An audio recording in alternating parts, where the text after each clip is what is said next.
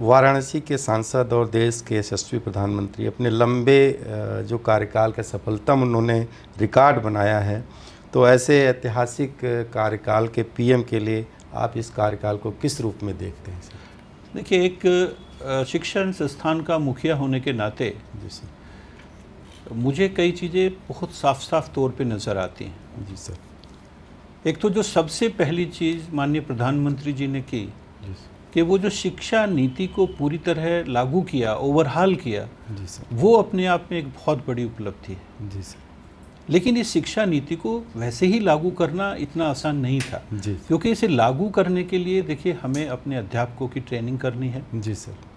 जिस तरह कोरोना काल में हमारे अध्यापकों को ट्रेनिंग दी गई, जी सर। जिस तरह उनको डिजिटल टेक्नोलॉजी से अवगत कराया गया, और उसके बाद बहुत ही द्रुत गति से जिस तरह विश्वविद्यालय को अनेकानेक डिजिटल इक्विपमेंट से इक्विप कराया गया, जो खरीदने की हमें दी गई, उसमें पीएम उषा एक महत्वपूर्ण योगदान है।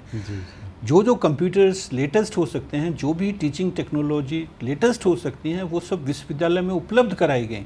ये एक बहुत ही बड़ा भागीरथ कार्य था, जिसको बहुत ही सुंदर तरीके से हमारे प्रधानमंत्री जी ने, हमारी मुख्यमंत्री जी ने किया।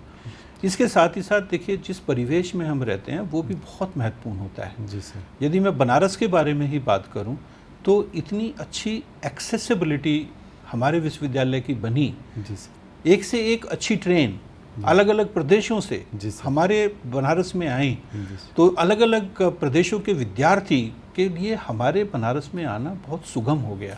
इसी तरह यदि आप एयरपोर्ट को देखिए, तो वहाँ पे भी इस तरह की तमाम चीज़ें उपलब्ध कराई गई।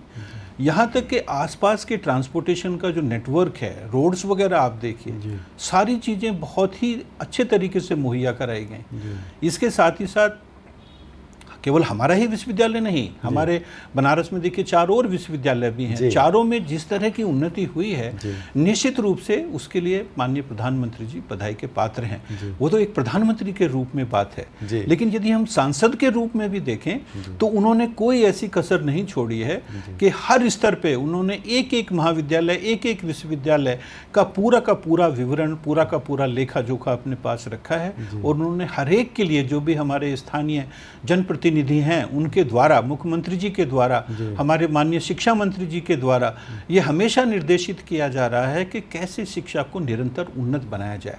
तो निश्चित रूप से प्रधानमंत्री जी का, हमारे प्रधानमंत्री होने के नाते, हमारे सांसद होने के नाते एक बहुत बड़ा योगदान है। इन्होंने हमारे पूरे शिक्षा जगत को, विशेष रूप से मैं यदि अपने विश्वविद्यालय की बात करूं, अपने प्रदेश के विश्वविद्यालयों की बात करूं, तो उसका पूरा का पूरा रूप बदल गया है। यदि आप हमारी यूनिवर्सिटी 10 साल पहले देखेंगे और यदि आज देखेंगे, तो आप पाएंगे कि कितना अंतर है। जबकि हमारा विश्वविद्यालय तो देखिए 106 साल पुराना है, सारी हमारी बिल्डिंग्स भी पुरानी हैं। उसके बाद अनेकानेक ऐसी योजनाएं दी गई हैं, जिसमें हम लोग यहाँ तक कि अपने कर्मचारियों, अध्यापकों के आवास तक बनाने के, अपने नए कैंपस को डेवलप करने के, वो तमाम चीज़ें ऐसी दी गई हैं जिसके लिए निस्संदेह हमारे प्रधानमंत्री जी बहुत ही साधुवाद के पात्र हैं।